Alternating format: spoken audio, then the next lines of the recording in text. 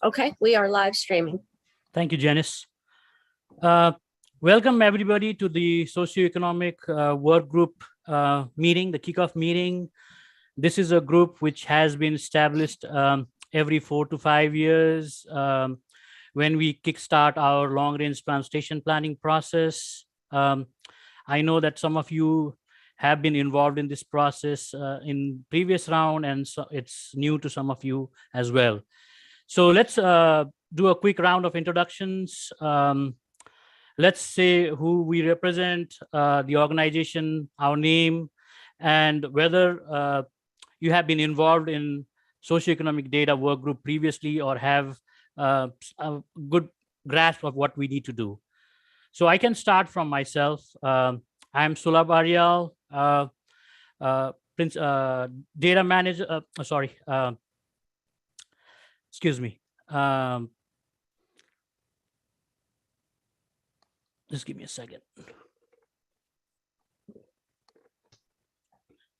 Transportation planning manager here at LRTP, and I'll be the coordinator of this project. This is my 4th round of coordinating with the socioeconomic data work group. So it's hard to see people around in the virtual platform. So I'll just ask for the jurisdiction or the agency name, and then if anybody is present, they can introduce themselves. So let's start with Ashland. Anybody from Ashland? Hi, my name is Nicole Preisner. I'm the business development coordinator for the town, and I'm here representing Ashland. Thank you, Nicole. Anybody from Charles City County?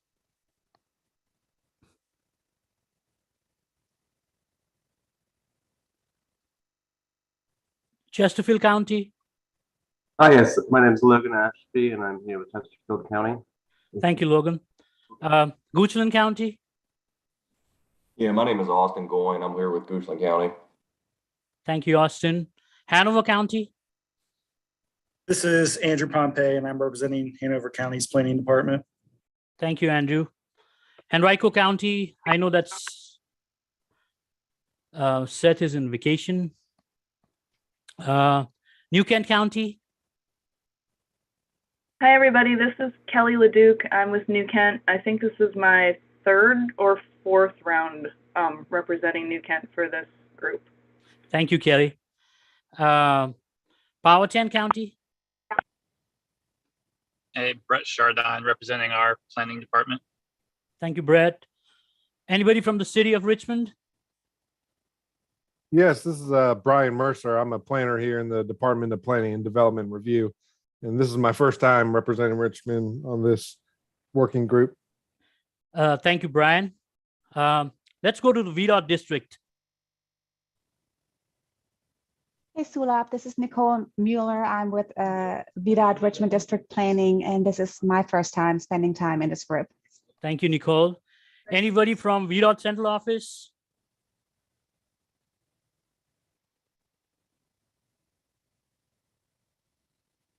Okay, let's move into GR. From VDOT Office. I'm working with Sulabh at Thank you, Anwar. Anybody from DRPT? Hey everyone, this is Daniel Wagner from DRPT. This is also my first time working on the socioeconomic group, so looking forward to it. Thank you, Daniel. GRTC? Hi, my name is Trisha Robinson. I'm the planning manager at GRTC. This is also my first time participating in the socioeconomic work group, so looking forward to it as well. Thank you. Tri-Cities MPO? This is Ron Swikowski from Tri-Cities Area MPO. I think this is like my 3rd or 4th time being involved in this. Before, when I was the VDOT representative on the committees, and now this time as a Tri-Cities representative, and we're trying to match ours with yours, so that's why I'm glad you're letting us join your group. Jay Rufa, who I'm not sure if he's probably not a panelist, he's also joining to help us with that effort. He's our GIS coordinator and also did a really good job of the redistricting effort for our municipalities. Thank you, Ron. And we have a special guest from Weldon Cooper, Dr. Stan.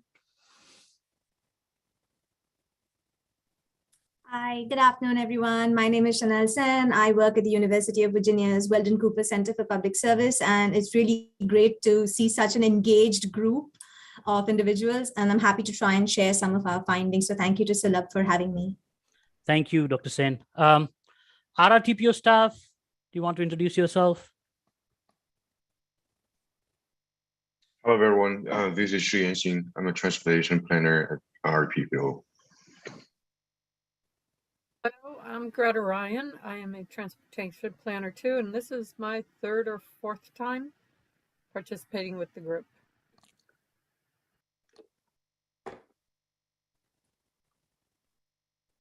Hi everyone, this is Sarin Adhikari from PlanRVA. I'm the principal data manager there, and this is my first time as well. Hi everyone, I'm Nicole Keller. I am the new resilience planner with PlanRVA, and this is my first time. Thank you, Nicole. Do you have anybody else as well? Janice, you want to introduce yourself as well? Oh, thank you. I'm Janice Firestone, the Transportation Program Coordinator. This is my first time. Thanks. Thank you. I think that's all. I think Chet, our Director of Transportation, he might be joining. I think he has a conflict, but he might be joining us as well later. So let's move forward. The next item in the... Sulabh, I'm sorry to interrupt you. It looks as if we have Rashonda who has joined us, and I believe she was just able to move over as panelist. She may want to introduce herself. Sure. Rashonda?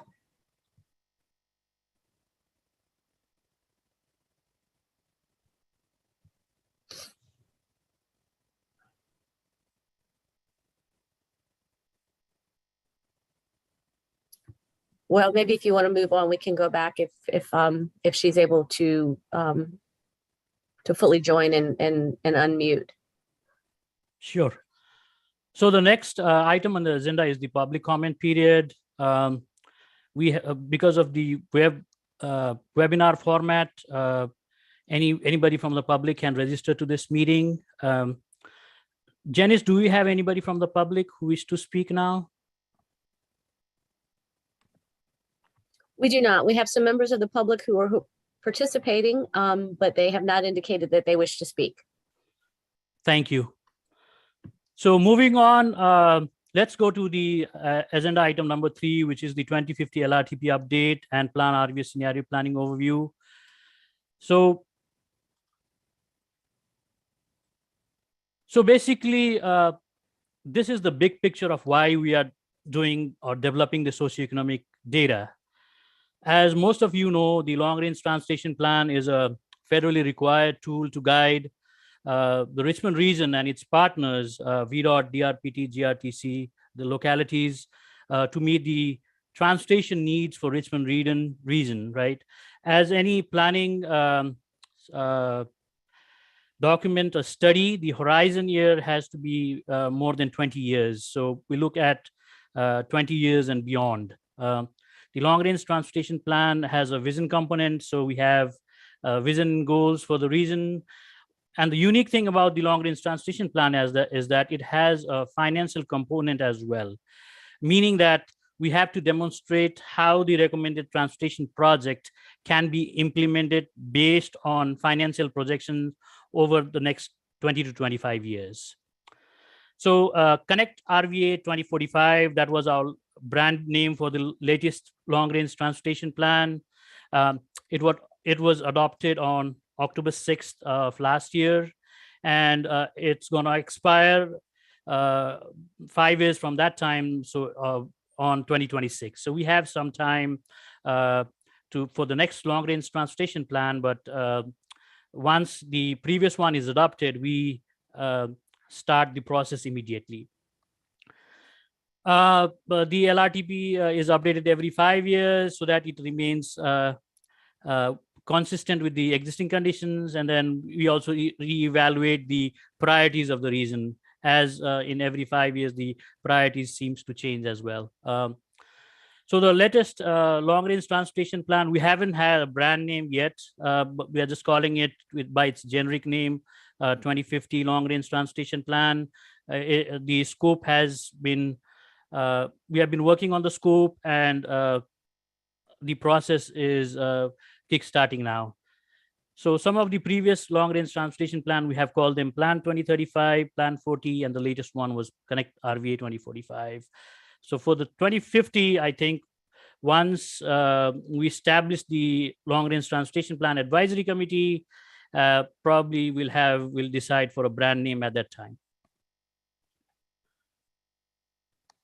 So the long-range transportation plan, since the last iteration, Connect RVA 2045, has to be in compliance with performance-based planning and programming, which means that we have to do a systematic review of transportation performance measures, looking at the past, present, and future to define the recent investment priorities. So it's a very data-heavy, data-driven process in which decisions are made based on the available data. And a good data is what we need to make good decisions. Various tools will be used for accessing the transportation system performance. The regional travel demand model, the Richmond Tri-Cities model, as we call it, is one of the key component of accessing the transportation system performance for the long-range transportation plan.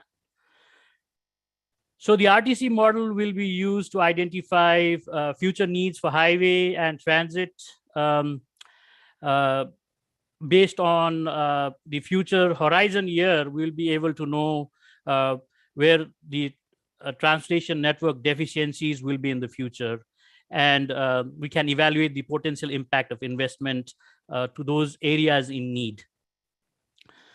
So some of the basic performance measures which we have evaluated in the past, which has been part of our project selection criteria or performance measures, are like person throughput, person hours of delay, vehicles mile travel, vehicles hour travel, the travel time improvements in particular corridor, transit ridership increase, accessibility to jobs and destinations, also looking this with an equity lens, as well as carbon greenhouse emissions. And these are something which we have done in the past, but again, every time when we start with the LRTP, I think there's something new. So these might remain same, or we might have some additional component as well. So the key question is that we need to update the Richmond Tri-Cities model to a future year of 2050. So last time we had the long-range transportation plan for 2045, and the model had the future of 2045 at that time. Now we need to update that to 2050 because our horizon year would be 2050. And the SE data, which we'll be discussing about today, is the key data for updating the travel demand model. Also, this time, PlanRVA is doing a comprehensive scenario planning. So scenario planning is defined as a practice in which communities plan for uncertain futures by exploring multiple possibilities of what could happen in the future. It's a kind of a guide for policymakers and planners, as well as community members, to look at various future conditions, not just one, as normally we do in any trendline projections, and effectively respond to all these different futures which could be there. So there are different processes, types of scenario planning, and the one which we are anticipating is the exploratory scenario planning process. So in this process, we identify the factors that are causing changes, or which might cause changes in the future. We call them disruptors or forces of change. They could be economic factors, environmental factors, demographic factors, social factors, political factors.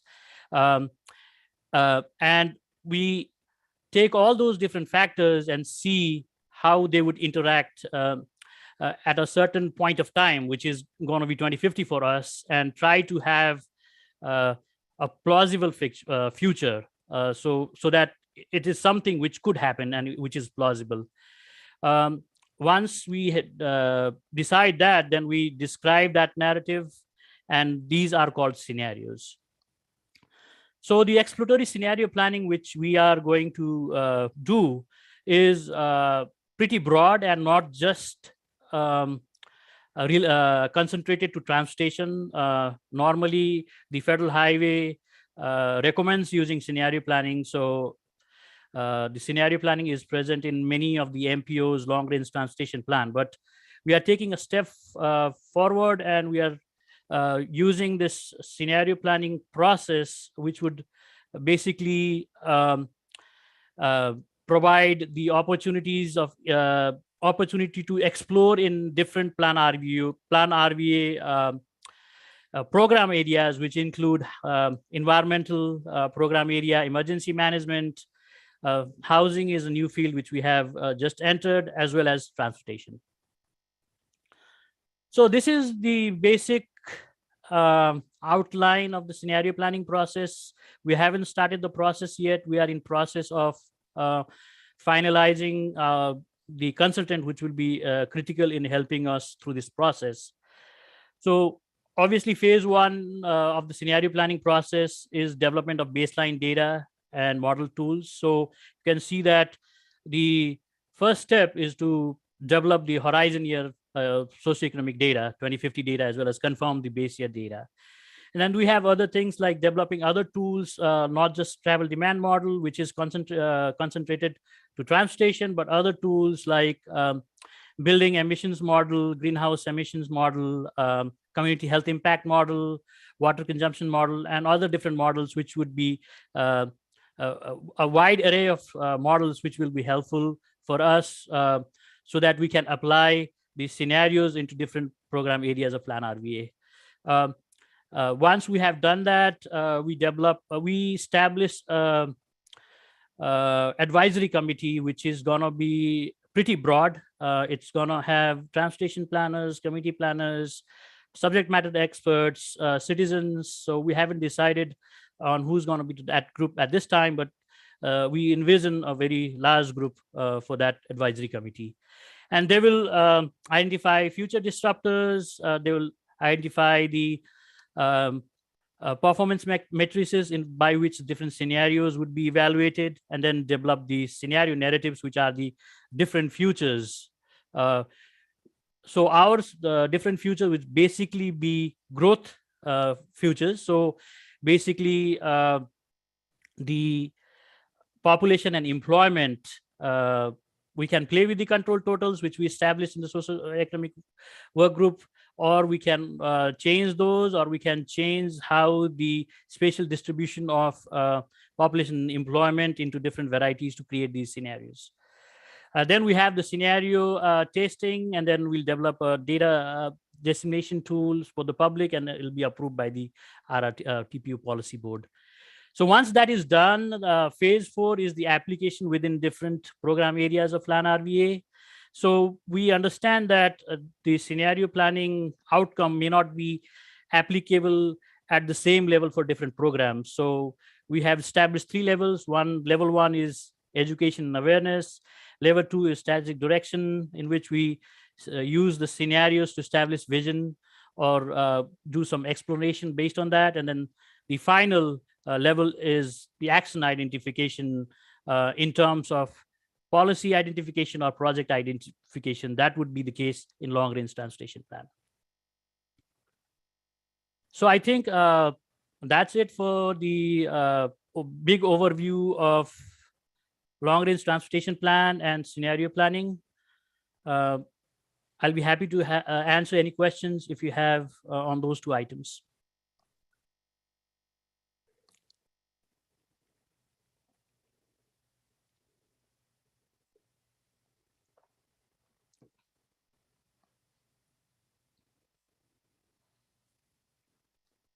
Okay, it seems like we have no questions. Let's move forward. Let's go to the next item, which is agenda item number 4, socioeconomic data, purpose, and schedule. So most of you know the socioeconomic data provides estimates and projections of population, employment, and other socioeconomic indicators for the Richmond region within small geographical areas called TAZs, so Transportation Analysis Zone. So the TAZ are made up of blocks, census blocks. So the blocks nest into a TAZ, and it can be comparable to census block groups.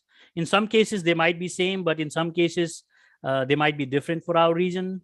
The focus here is transportation network. So we try to segregate TAZs with natural boundaries as well as with major highways. That's not the case with block boundaries. I think the natural boundaries like lakes and communities and waterways, I think that's applicable for the block boundaries, but the transportation highway network is also a critical tool in which we delineate TAZs, which is a little bit different. So we have 875 TAZs in the Richmond region. Also, as Ron mentioned earlier, the Richmond Tri-Cities model not only covers the Richmond region, but it also covers the Tri-Cities MPO as well. So we have 875 TAZs in the Richmond region, and we have additional TAZs. I'm forgetting the exact number, but something around 200, 250 TAZs in the Tri-Cities areas as well, in which we have to develop the estimates and population and employment projections. And Ron will be working with his team to develop the data for the Tri-Cities MPO. So the TAZ data is an input for the regional travel demand model, the RTC model.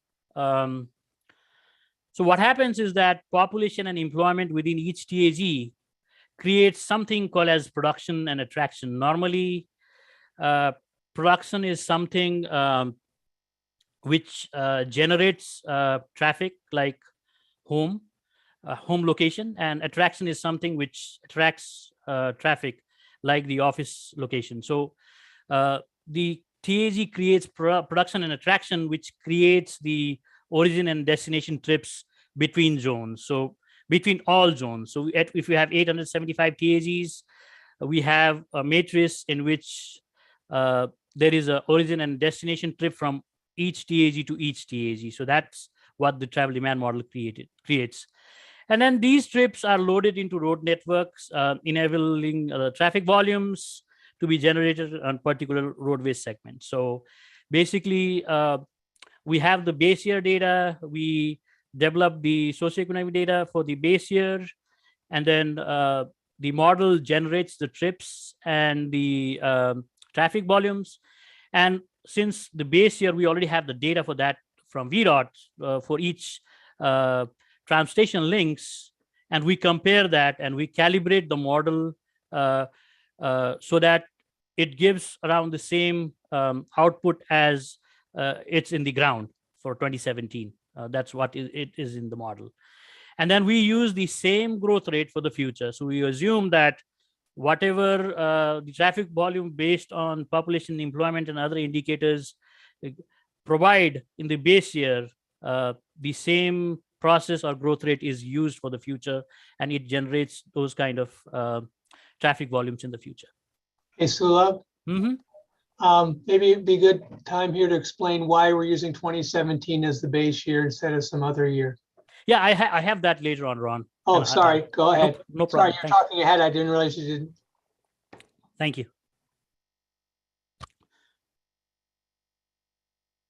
So the primary purpose of the socioeconomic data is obviously an input data for the travel demand model.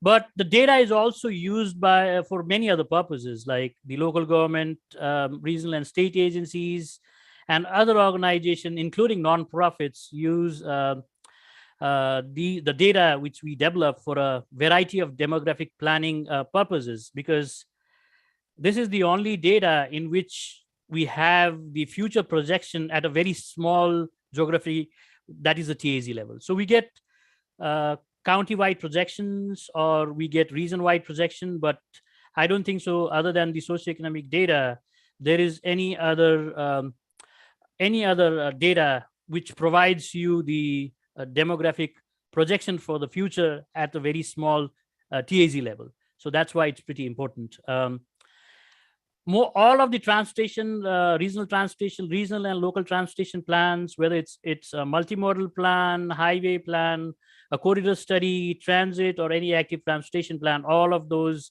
use the socioeconomic data. The data has also been used in comprehensive economic development analysis, infrastructure planning, sustainability plans, as well as local comprehensive planning in context of the region.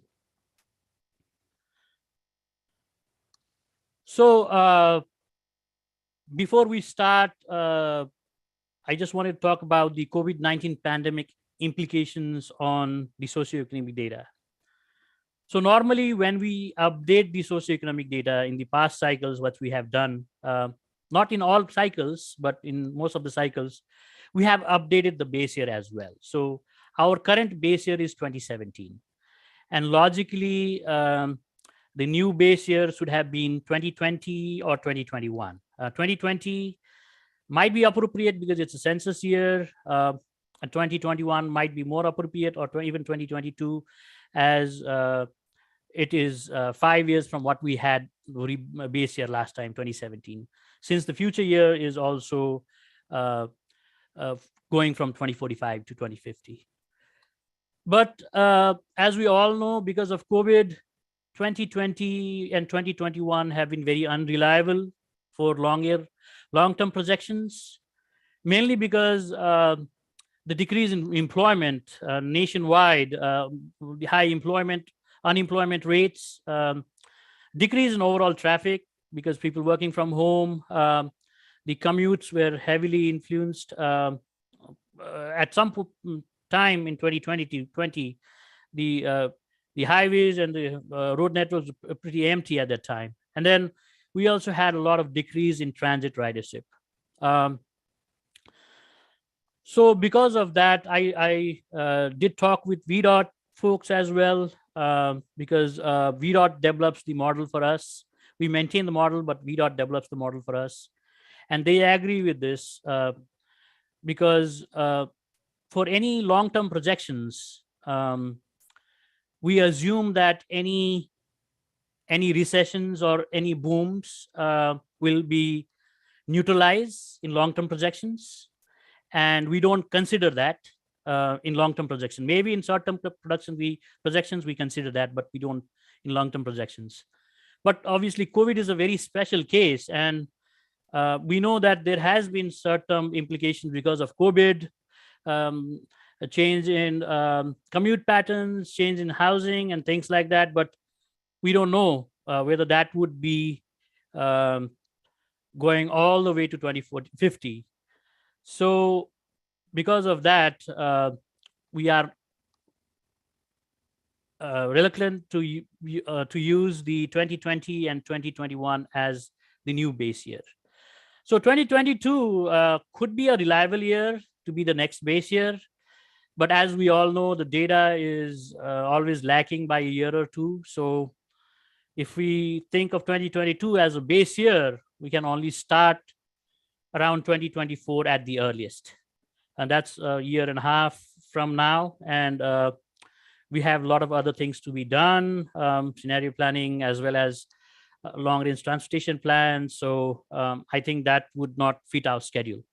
So what staff is proposing is we just developed the 2050 horizon year baseline data. We are not calling it the horizon year data. We are calling it the horizon year baseline data.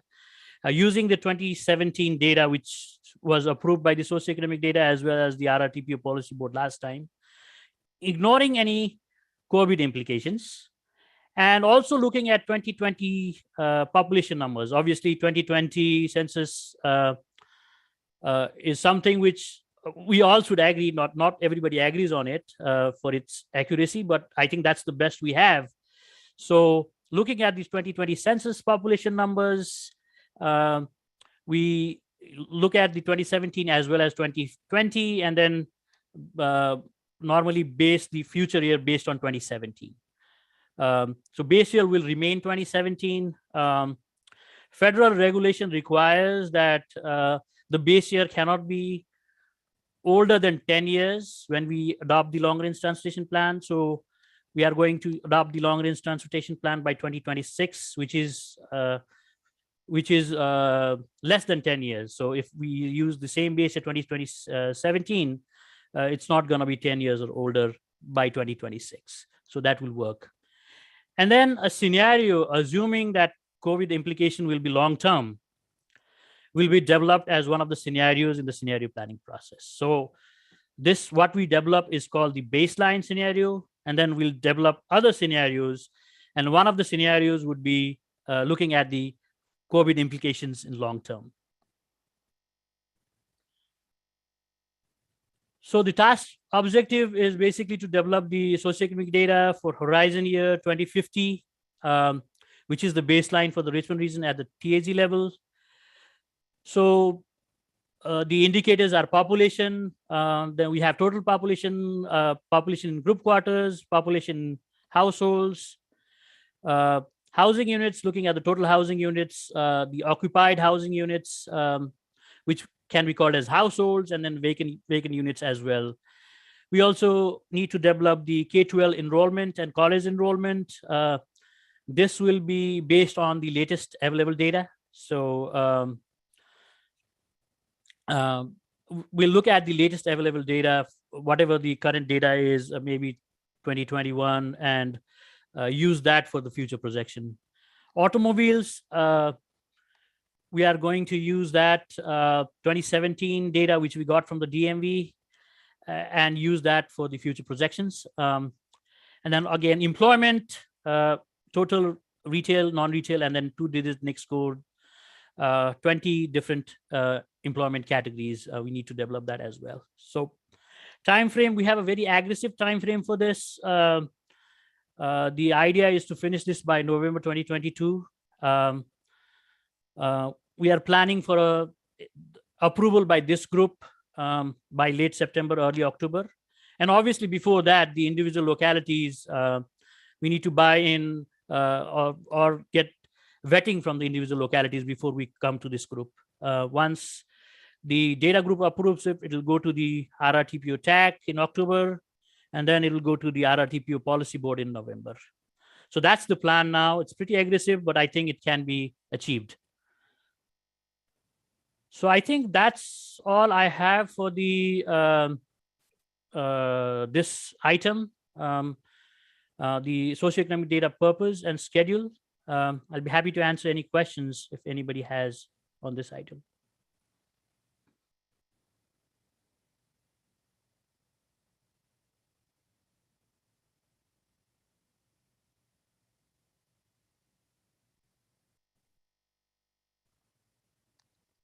Okay, no questions. Moving forward, agenda item number 5, 2022 Virginia population projections. And at this time, I'll request Dr. Sonal Sen from Weldon Cooper Center to do the presentation. And once he's done with it, I think we can have some Q&A as well. So I'll stop sharing my screen, and Dr. Sen, I think you can share your screen as well. Thank you, Sulabh. I'm going to try and share my set of, okay. It says you cannot start screen share while the other part, okay, understood. I'll wait. Okay. Okay, now I think you can. Let's see if this works. Is the screen visible? Can you yes, see? we can see that. We can see your screen. Perfect. Thank you so much. And it's in full screen mode, right? Yes, it's in full screen mode. Okay, thank you so much. I'm going to turn my video off for the duration of the slide. Okay. Good afternoon. Once again, my name is Chanel San.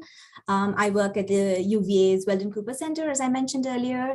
Thank you to the RRTPO for having me share some of the work we do.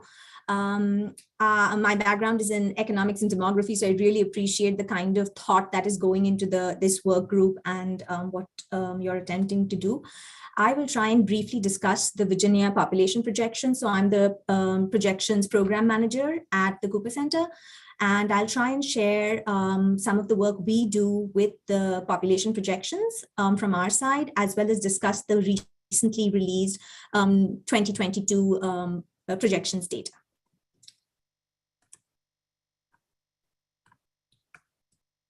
So just for a brief background, over the past decade, we have worked on projections in 2 different formats.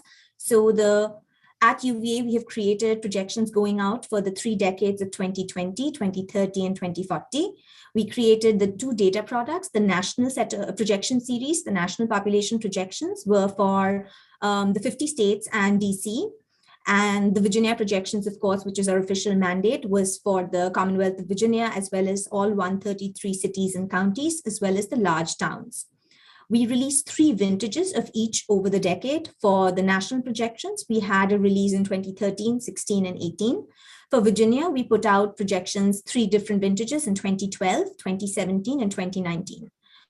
With the release of the 2020 census data, we did evaluate the accuracy of our projections. And for Virginia, at the state level, we were off by 0.27%, just to throw that out there, that we do try to constantly improve our methodology. So the 2020, at least the total level counts were not as affected by the pandemic.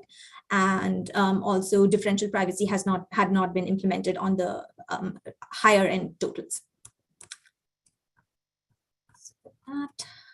To briefly discuss the latest projections that we put out on July 1st, 2022, these set of projections were the first release of the Virginia population projections for this current decade. We do hope to put out 2 or maybe 3 more cycles, probably 2, being practical about it. We tried to use the most recently available 2020 decennial census count data. And in terms of methodology, every round of projections that we put out, we do have to update the methodology. No 2 consecutive projections have had the same methodological approach, because we constantly try and see what is the best fit going forward. So this current version, the methodology is slightly simpler. The modeling is simpler. We have made fewer assumptions, and we have ensured that a consistent methodology has been uniformly applied across all localities, so all 133 localities, for comparability purposes. We also have allowed, because the last census is the most truest, snapshot of the actual population reality, the demographic reality, we have allowed as much as possible the locality-specific trends from the Bureau's census data to play out. A quick caveat about there are some other projections that we also typically provide that are broken down by further demographic detail. For instance, the Virginia population projections broken down by age, which is 18 age groups at 5-year intervals, all the way from 0 to 4, 5 to 9 cohorts up to 85 plus, as well as by sex or gender. These are data points that we put out, but they depend on the US Census Bureau's data, the demographic profile, and the DHC data.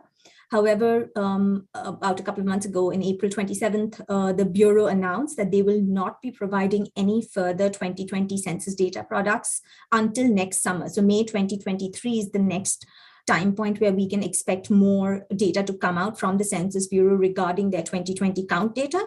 So with this significant delay from the Census Bureau, it will affect our release schedule as well. So once the Census Bureau's data becomes available, we can again do further demographic breakdown of the projections for the Commonwealth of Virginia, as well as all the localities that we cover.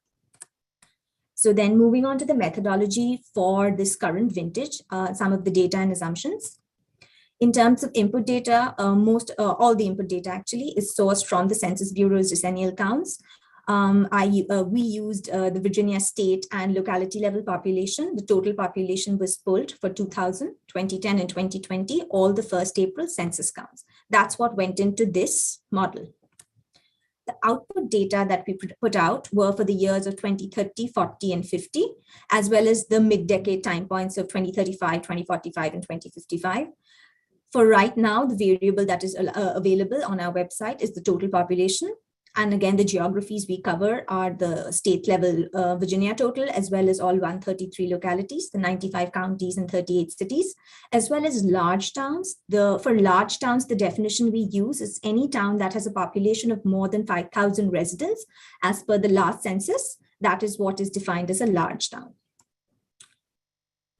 So about the methodology for projecting the total population, we used a combination of exponential growth and linear extrapolation. As I mentioned, we have simplified the methodology. We have used autoregressive modeling in the past. We have used more complicated techniques.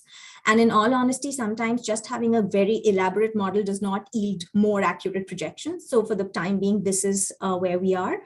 The state level totals were developed first, and then individual localities were allowed to grow organically. And finally, I rate them all according to the state control total so that we don't have, unchecked growth or explosive growth. About the age and sex, again, of course, these are yet to be calculated, but I will initially try again the Hamilton-Perry cohort component model to see if that works for the age and sex projections, but that again is to be experimented with in the future. In terms of projecting the total population at the Virginia state level for 2030, which is just the next decade, two scenarios were created. One was a high growth scenario and another a low growth scenario. The high growth applied primarily exponential growth out from using 2020 as the launch year. The low growth scenario was taking the absolute population change and using 50% of that. So between these high and low growth, we created an average, and that was set as the final projected state population for 2030. This is again at the Virginia state level. For the 2040, we use the absolute population change of the last decade. And again, all of the methodology document is available on our website, which I will have a link to in the last slide. So again, and the 2050 again is use a longer time period all the way from 2000 to 2020, because we are going further out into the future. We try to see how, have a larger time to base our model upon. And for 2035 and 45, I interpolated them. And for 2055, a brief extrapolation was created just to have the middle of the decade time point as well for projected population. For the city and county level, again, I'm not going to go down the list of each methodology. Again, everything is in the methodology document. For the large towns, briefly, we do use the parent county population as a benchmark. So the town population to the parent county population, that ratio is used to create a share, and this respective share of town to county is used to create the 20, 30, 40, and 50 population totals. So now moving on to the actual RRTPO coverage area and the projections. So given that this is the jurisdiction we had, I realized that Ashland, which does fall within Hanover, is not listed in each of the next rows that you will see, but I have mentioned their data separately. So just on slide 16 where we are, looking at the actual and total projected total populations, Virginia will probably add a little under 500,000 people over the next decade, according to this vintage of projections. For each of the localities also, as you see, more or less the way the last decade planned out is also impacting the next decade. So in a shorter look back and a shorter look forward, but in 2040 and 2050, we do see some uptick again. Just to visually see how the different localities projections from the Cooper Center projection numbers appear here. The orange and the blue, which is Chesterfield and Henrico, are definitely seeing some of an upward trend. A lot of the ones that are the lower end of the panel, the localities that are reflected there, are more stable. Goochland is slightly being hidden by the purple and the blue of New Kent and Powhatan, I believe.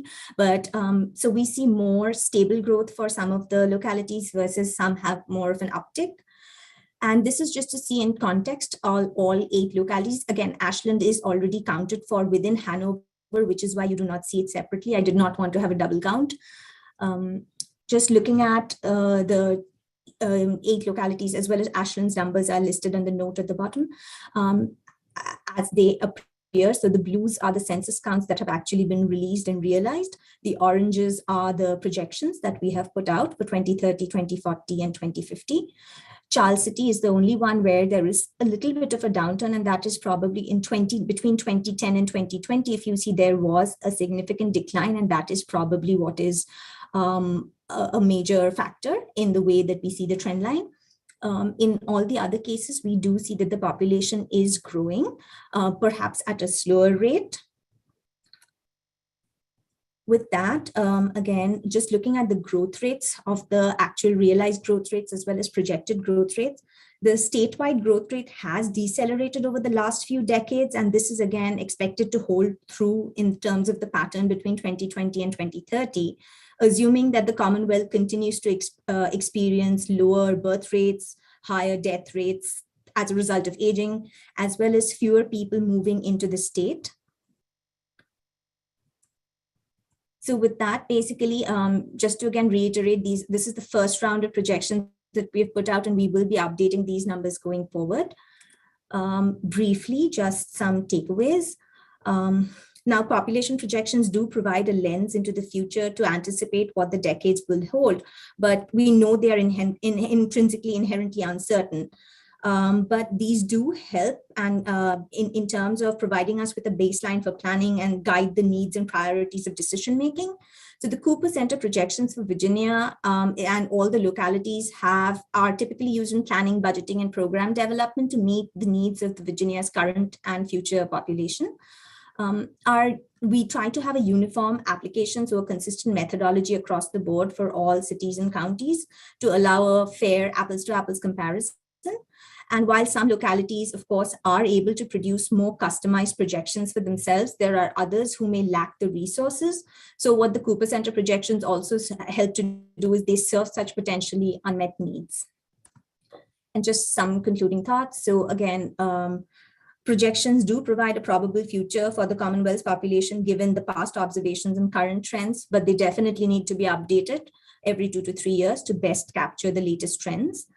Sometimes the simple, carefully constructed methodologies can yield more reliable results. And again, high quality input data is absolutely critical and crucial for accurate projections. So Sulabh did mention this in his set of slides as well. Going forward, we do realize that the pandemic may take a toll on data production and collection. Also, the Census Bureau's differential privacy and disclosure avoidance will affect not the top line numbers, but if you drill them to smaller, at smaller geographies, that will again affect the quality of input data. And again, knowing that the future is intrinsically uncertain, alternative projections, scenarios that are developed by different regional commissions or local planning departments are as valid and as valuable as the ones that we produce. And especially if they incorporate more local knowledge or granular data points, we think that all these projections should be taken in tandem, and they are more in support of each other rather than in conflict with each other. So with that, thank you so much for your time. And I have my email address there in case if there are any questions. The link that is underlined at the lower end of the screen is where the Virginia population projections are available on our website, and they have been available since July 1, 2022. So thank you so much, and happy to try and answer any questions. Thank you, Dr. Sen. Anybody has questions for Dr. Sen? I'll just have a quick one. Since I'm from Tri-Cities, we have our localities down here too. I'll be sending you an email asking if you could do the same kind of charts like you just did here for this group. It'll be very helpful for our folks. Thank you. Sure.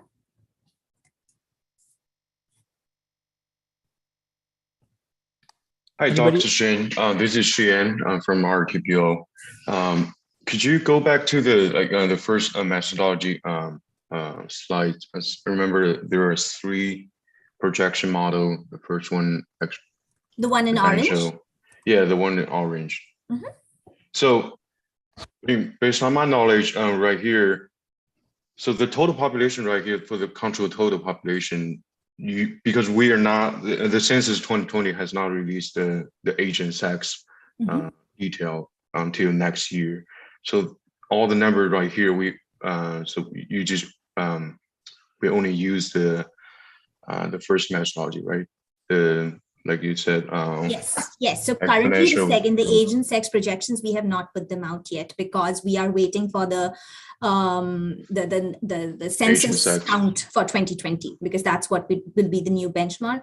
We did have the old numbers that we put out all the way till 2040, but because that would be a mismatch, so we took it off our website, because or else, the totals wouldn't match up. So that was the reason that, so that people who are really data aware will know, but again, otherwise there was going to be that sense of confusion. So yes, you're absolutely right. The second and the third points are not out there as yet, and they will not be released until the Census Bureau actually puts out their next data release. So, so does that mean in the future, once they release the agent sex data, are you gonna adjust any number from here? No. The No? item, the first, so the state totals and the locality totals will stay as is. So next year, once the Census Bureau gives us the census counts by agent sex, we will use these locality totals and the state total and again redistribute according to agent sex. We will not be updating that till maybe, let's see, next and in a best case scenario of 2024 is the next iteration. That's when all of that in combination will work into the model. So that will be a very different, a bottom-up modeling. This time it will be a top-down, because next year will be just two pieces of the agent sex will be released next year separately. And the ones that have been up on our website right now will stay as is. They will not vary over the next, release. So normally speaking, the cohort component model method, population projection method, is better than just use the straight line or linear model, right? But because for the current situation, because the data sources is limited, that's why we just use that, right? Yes, so I would hesitate to say better or worse. We can say better for performing in the tests we did. So basically, I did have to present over the course of the last year how accurate our last rounds of projection were, and they were pretty okay. I do have, if I can escape this, I did not want to share, but this is basically just about 90% of the localities were within a 5% range. Again, 5% may be too high when you're looking really low, but on the larger scheme of things, we were more or less looking at the MAPE, the mean absolute percentage error. And so the Hamilton-Perry method did help. I'm going to stop sharing. The Hamilton-Perry method did work well for us. We have tried, more, but again, having migration data, births and deaths, you can still get vital stats, but migration data at that degree of detail with that degree of accuracy was not working out. So I have experimented, even though the model I put out may seem more basic. There are about like 12 other versions of models that I run before we select the one. So exactly that's the reason that you see the reduced form of the cohort component model being actually applied in the final data product. All right, thank you. Sure. Thank you, Doc. Is there any other questions for Dr. Sen? If not, I have a couple of questions. The first one is there's a request for your slides. Will you be able to provide the slide for us so that we can share with the group? Sure, I can turn them into a PDF and email them to you, and then you could share it with the group. Thanks. The other question is that when I downloaded the projections from your website, I didn't see the projection for the towns, but today you did provide the projections for Ashland. So is that so love, also... I have that one. I have Ashland. Okay. I already have that. Yeah. Okay, great. Maybe I missed it. Yeah, I'm gonna just, let's see if this lets me do it again.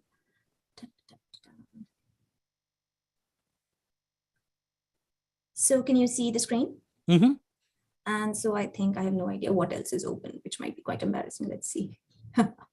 Well, it doesn't matter.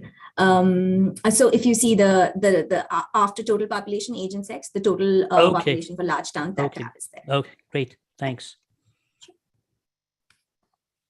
Okay, thank you, Dr. Sen, for your time. We appreciate you giving us the presentation and the updates. Thank you so much. Absolutely. Thank you so much for having me. It was amazing to hear the work process that goes on in the background at the regional level. So that was really inspirational. Thank you so much for having me. And if anybody else had any questions, my email is out there, and I'll try. I don't know if I'll have all the answers, but I'll try and direct you to where the answers may be available. So thank you so much. Thank you. Okay, let's move forward. I'm going to share my screen again.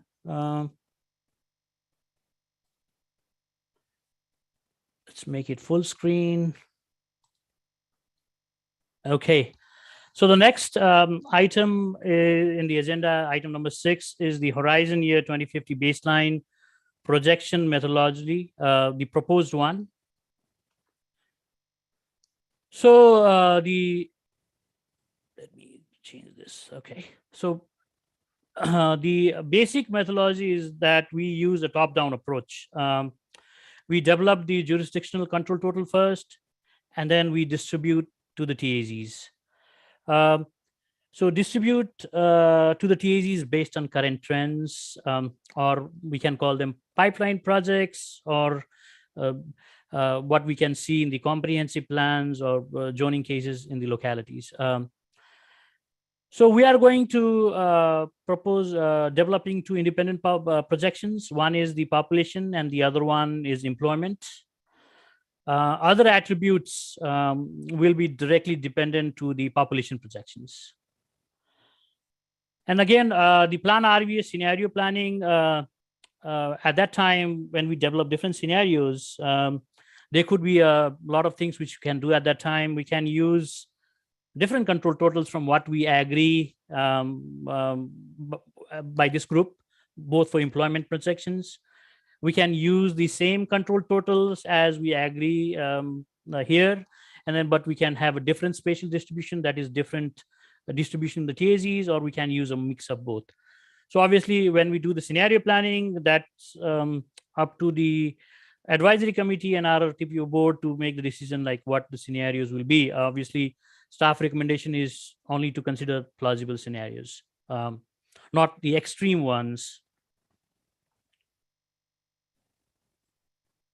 So countywide, Dr. Sen just gave us a presentation about Weldon-Cooper projections. So first, for population, we established the countywide control total. Normally, what we have done in the past is that we have asked localities to use the Weldon-Cooper projection. At this time, it's the 2050 Weldon-Cooper projection as a threshold, and use a deviation plus or minus 10% that's allowed without any documentation. This has been allowed historically, and I don't know where this comes from, but I think it comes from somewhere in the state code. Any deviation more than 10% would require supporting documentation.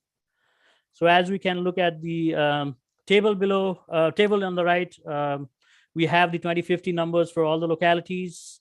The localities have can use whatever the Weldon-Cooper has projected, or you can use 10% plus or minus of what those numbers are. LRTP also will develop a code component model, not based on 2020, as Dr. Sen said that the data has not released yet, but we'll be using the previous census as well as the ACS data for 5 years interval. That's basically for the school age going population. That's the only use of the code component model. Other than that, we'll not be using it. So at the TAZ level, we assume that the in future year 2050, TAZs retains at least the same population as it was in the base year, which is obviously 2017, and then we'll cross-reference to 2020 as well, so that make sure that it's not less than what it is in 2020, unless there is a massive demolition project plan. So if you're aware that there's going to be a demolition project going on that particular TAZ, which would have an implication on population reduction, then we can obviously do that. But normally and ideally, we won't do that. TAZ population growth would be based on major project development projects, projects in the short-term pipeline, 5 to 10 years. we'll be requesting the jurisdiction to provide this information. Staff will also do research online and look at the online and print media for press releases and things like that. And based on those information, we'll create a list of all those different pipeline projects. In some of the localities like Richmond, we can look at the infill development potential, as well as I think the city maintains vacant buildings GIS layer as well, so we can look at those as well. Once all these have been done, we review the existing land use, existing zoning, and the future land use to allocate the remaining population in the TAGs. So once this exercise has been done by staff, we'll provide that to the jurisdictional staff, and obviously based on local knowledge, the jurisdictional staff can tweak it as needed. So for group quarters, we start from the 2020 group quarters population. We do research on the expansion or closing of major group quarters like the dormitories, prison, mental wards, and others. Also look at plans for any new facilities. Staff is developing a regional group quarters inventory now, which might be helpful, and we might reach out to some of the bigger ones if they have any plans for the future.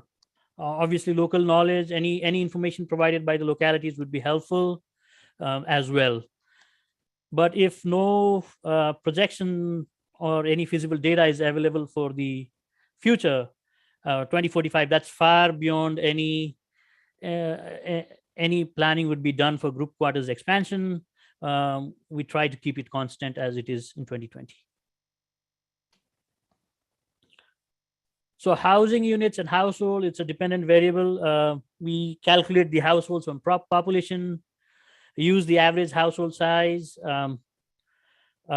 We can use whatever the average household size was at a small geography based on 2020 census, or we can adjust a little bit, tweak it a little bit based on the national trend. The national trend obviously is that the average household size is shrinking, but we don't have like a very good resource and by how much. So it's good to keep it constant as it is in 2020. Then we establish the vacancy rates to get housing units. Vacancy rates, it's hard to predict vacancy rates for the future. So I guess we want to keep it constant from what the current vacancy rate is. We can look at census or ACS. A better source would be CoStar data. I think if that's available for some of the jurisdiction, we could use the CoStar market vacancy rate data as well. Autos, again, it's dependent variable. It's based on the population. Last time we kept the auto ownership rates constant for 2045, whatever it was in 2017.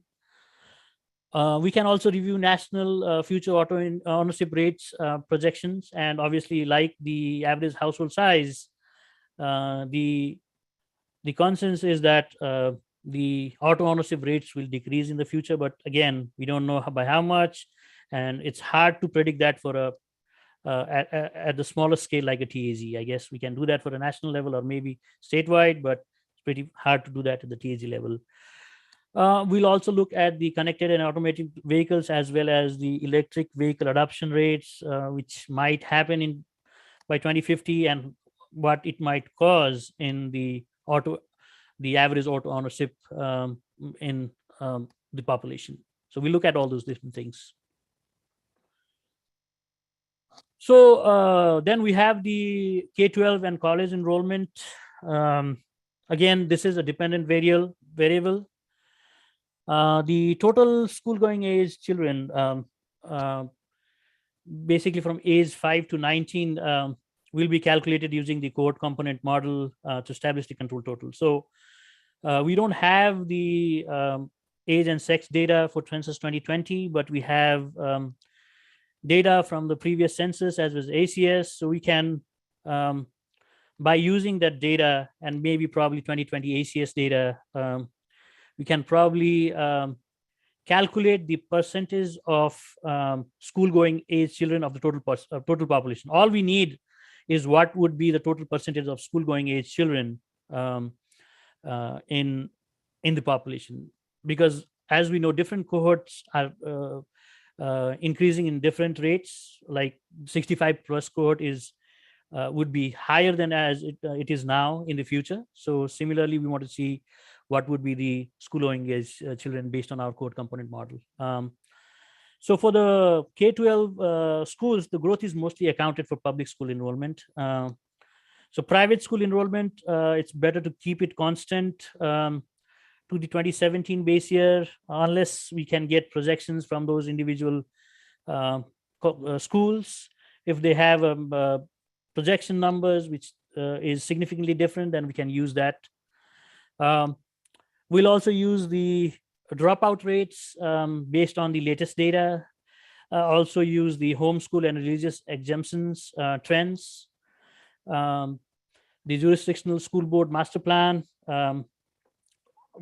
would do research on that, as well as think of doing looking at new school or satellite school location. But again, my opinion is that since that new schools and satellite school location is pretty much a political thing, we just keep the school location in their current location without creating new schools or satellite locations. So basically the school enrollment in each school will increase rather than we creating new schools.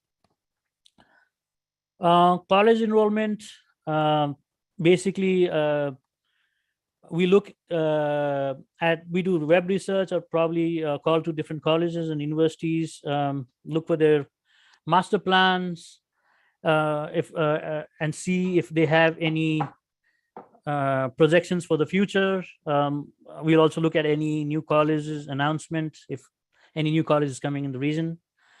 Mostly, I think we can keep the college enrollment constant of what the latest number is if no probable projection data is available, and that's the case in most of the colleges. They don't go beyond 5 years, so we are looking at 2450. It's going to be hard to project. Okay, the last thing is employment. We don't have any state agency like Weldon Cooper doing employment projections for us. So there's no official employment projections. So for countywide, again, RRTPO staff develop the control totals for jurisdictions by 2-digit NICS codes. So it is based on previously developed model, which was developed by Shumara Economics, which is a Richmond-based economics firm, which is also nationally recognized, as well as RRTPO. We used RRTPO historic data and local and regional trends to build the model. So basically, we used the ground truth data for 2008, which was before the Great Recession. Then again, 2012, which was after the Great Recession, and then the last base year, 2017.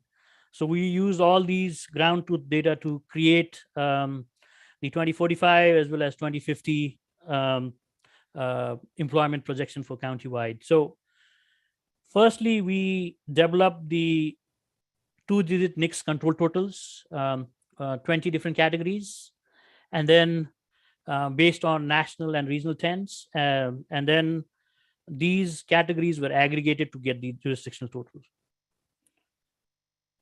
So this employment projection, which you can see in the right, is basically a baseline employment projection.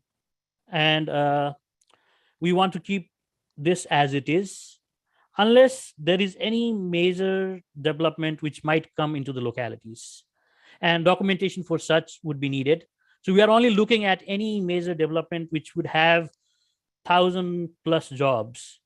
So for example, in Chesterfield County, the Legos is coming, which is potentially adding 1,700 more jobs. So if the county feels that whatever the employment projections we have for the future is not sufficient, then they can add that 1,700 jobs as well, because it's been already already announced, and we have documentation for that. But if not, then we'll probably work with the localities to stick with the numbers which you see in the right. So like the population, we develop the countywide employment totals, and then we distribute that among the TAZs. So again, as population, we assume that each TAZ retains at least the same employment as it was in base year 2017, unless there is a massive commercial demolition project planned. So the first 5 years, we look at the employment based on major commercial developments in the pipeline. We would need the information of the type of commercial activity and the total area or square footage. The square footage would be converted into number of employees based on industry standards. So we have to, there's a very big variation in this. So if it's a warehouse, then 1,000 square foot might just have one employee, but if there is a call center, then 10 square feet might be for one employee. So there's a big variation on that, and we'll apply average values to get the employees numbers. Sometimes, I guess, if something is coming up, they provide the number of employees. Like the Legos, they said 1,700. So we don't need to change the square footage to employee. We already have the employment numbers. But for others, if square footage is mentioned, we have to somehow change that square footage to the number of employees. So once we have done for the first 5 years, the following 5 years, we look at plans, the comp plans, as well as rezoning submitted or approved. And obviously, locality staff would be the key in this for providing this information to us. Once that has been done, we look for 10 years and beyond, we look at the comprehensive plan, small area plan for a built out analysis. So TAZ growth stops when the comp plan potential is met, and it will go into a different TAZ. So once this exercise has been completed, we'll provide this information for the jurisdictional staff to review and, if needed, tweaked based on local knowledge. And I think that's it for the proposed methodology. I guess if there is any questions, I can address them now.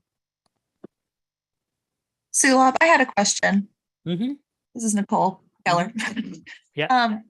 So I think I saw on the overall population projections countywide that at least one county was expected to lose population. I think Charles City County by 2050 was expected to go down, right? Yes. But then I think I also heard you say that the population per TAZ is kept constant, at least as much as 2017. So you only have 2020 to 2050. So I don't know what 2017 looks like, but how does that work if a county is actually going to lose population? Yeah, that's a great question. I guess in that case, first we need to decide. So this is just Weldon Cooper projections, but we need to know the exact number which comes from Charles City County. They have a 10% leeway, but that's not much. But if they have proper documentation and they think that they don't agree with that projection, then we can keep it as it is currently, as it is in 2020 census.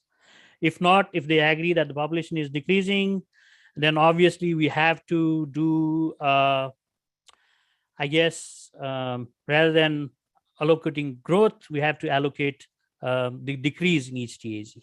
So that's, I think that's a unique case, and we haven't done that in the past. Mm-hmm. But pretty good question, Nicole. Thanks.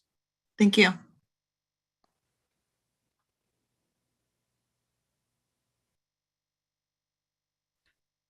Any other question from others?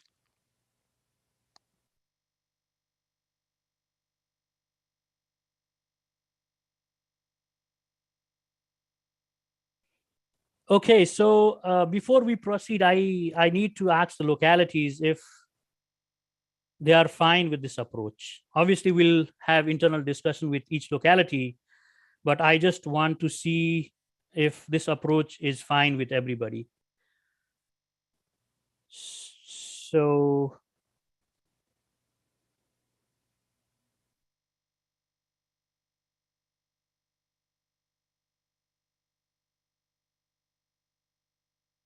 let me call names. Ashland, is it fine? This approach is fine for Ashland?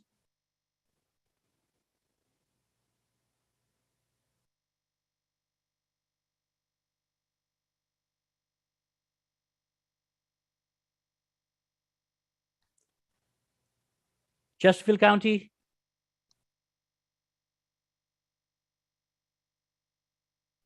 No.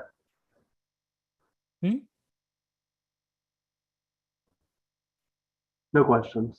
Okay, thank you. Goochland County?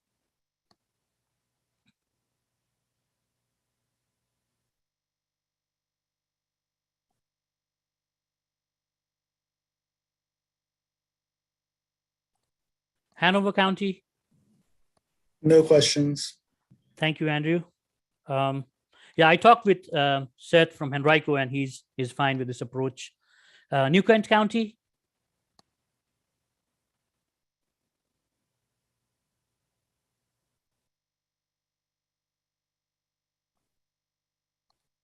Powhatan County?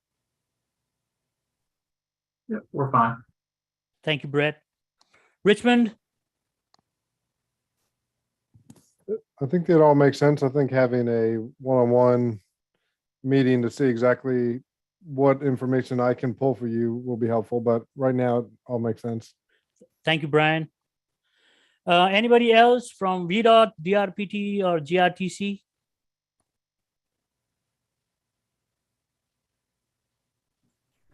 This is Trisha from GRTC. This approach makes sense to me. Thank you, Tricia. All good on our end from DRPT. Thank you, Sulab. Thank you, Daniel. Richmond District is fine with that. This is Nicole. Thank you, Nicole. Ron? Thank you, Anwar. Tri-Cities MP Ron, are you fine with this approach? I like it. Sorry, I had to step away for a second.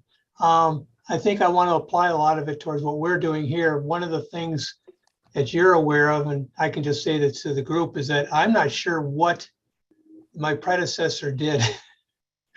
I know that they didn't engage the communities at all. I really plan on doing that. I know Jay and I are going to get together working with our tech to make sure we follow this process as best as we can, so we can have good projections, and also good base data too. As you know, there was no involvement of the localities for that until I came on board. So I like what you're doing so far. Thank you, Ron. Okay, then I think we are good at it with this approach. So the last item is the closing, and I have the basically it's what we need to do next. So as I mentioned, RRTPO staff will follow up with each locality for the establishment of the jurisdiction level population control total. We want to do that quick, maybe in 2 to 3 weeks. We want that numbers. I'll follow up with each of you individually so that we can all agree on the population control total. We'll also provide the localities with the employment control totals with the 2-digit NICS codes as well, and a statement of the methodology as well. And then we'll work with the localities to finalize the employment control totals as well. RRTPO staff will work on school and college enrollment and auto ownership projections. Request to the locality staff is that if you have any information on major development projects of both commercial as well as residential in nature, please provide that. Staff here will also do internet research on press releases and announcements so that we can develop a database for that. And I hope that once we have the control totals for both population and employment, we'll be working to disaggregate those into the TAZs, and we'll work with the localities. And if needed, we might have an August meeting. If not, then we'll have next meeting in which we'll review the future year data, and then I'll ask for an approval for the socioeconomic data work group. But obviously before that, the localities have to wait for that data. Say, Sulab, I got one more question I forgot to ask. Mhm, I go assume ahead. that you're going to handle all of Chesterfield County Yeah, as you did last time. That was very helpful and that'll be very good. Yeah. And then we'll concentrate on the rest of them for us, and then we'll use whatever we want to getting for the TAS information for the counties. Great, thank you. Thank you, Ron. So I think that's it. Any last questions from anybody before we close?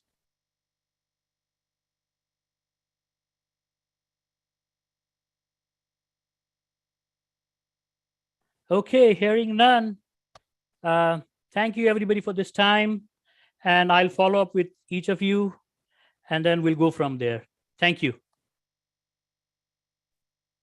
Thanks, Sulab. This was really helpful. Thank you, Nicole. Thanks, Sulab. Thanks. Thank you, Sal. Bye.